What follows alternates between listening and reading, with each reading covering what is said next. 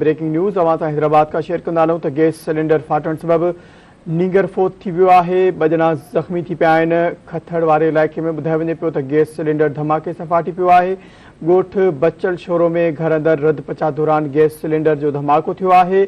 Gas cylinder फाटण सबब 10 वरे जो आसिफ अली वल्द अली हसन मरी दम ॾिनो। धमाके में अहमद नवाज़ ऐं संदसि 7 सालनि जी नियाणी फातिमा सख़्त ज़ख़्मी थी पई आहे।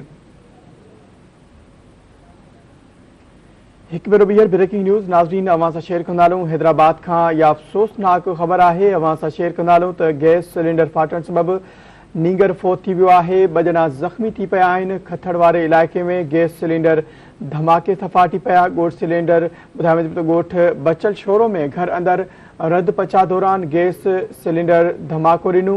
गैस सिलेंडर फाटण सबब 10 वरे जो आसिफ अली वल्द अली हसन मरी दम ॾिनो। धमाके में अहमद नवाज़ ऐं संदसि 7 वरे जी नियाणी फातिमा सख़्त ज़ख़्मी थी पिया आहिनि।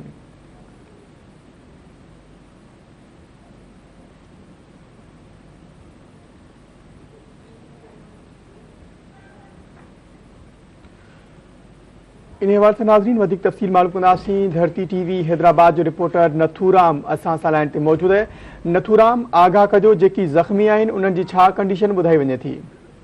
जी बिल्कुल ही हैदराबाद के खट्टड़ वाले इलाके लगोट बच्चल शोरों में घर अंदर रद पचा दौरान गैस सिलेंडर धमाके से फाटी पियो है। इलाके वासी पारा ॿुधायो वञे तो सिलेंडर फाटण सबब 10 वरनि जो आसिफ अली वल्द अली हसन मरी अहमद नवाज़ ऐं संदसि 7 साल जी फातिमा सख़्त ज़ख़्मी थी पिया, जिनके इलाके वासियुनि पारां सिविल अस्पताल मुंतकिल कयो वियो पियो। जिते 10 वरनि जो मासूम ॿारड़ो आसिफ अली ज़ख़्मनि जी फूट थी वियो आहे। ॿुधायो थो वञे त हादसे जे ज़ख़्मियुनि जो इलाज हलंदड़ आहे, जॾहिं त ज़ख़्मी थियल अहमद नवाज़ जी हालत ॻणती जोगी ॿुधाई थी वञे। इन हवाले सां राबितो करण ते एसएचओ शहरी कुर्बान अली आकलानी ॿुधायो त वाक़ियो घर अंदरि गैस सिलेंडर फाटण सबब पेश आयो आहे, जॾहिं त इन वाक़िए जी वधीक जांच कई पई वञे। जी, वाक़िए जी वधीक जांच कई पई वञे। नथूराम, वॾी महिरबानी आगाह करण लाइ।